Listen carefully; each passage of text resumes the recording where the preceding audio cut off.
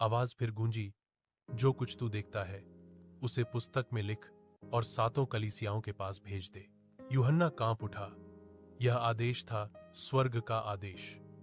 उसने पीछे मुड़कर देखने के लिए अपना मुख फेरा और तब उसकी आंखों के सामने सोने की 7 दीवटें चमक उठीं।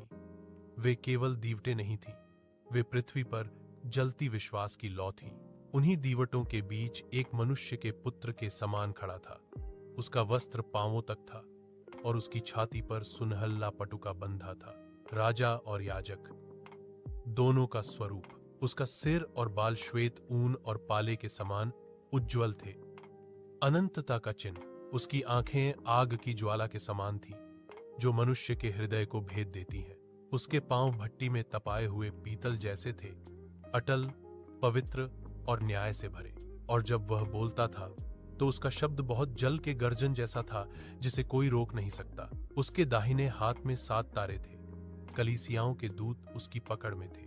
उसके मुख से चोखी 2धारी तलवार निकलती थी, वचन जो झूठ को काट देता है।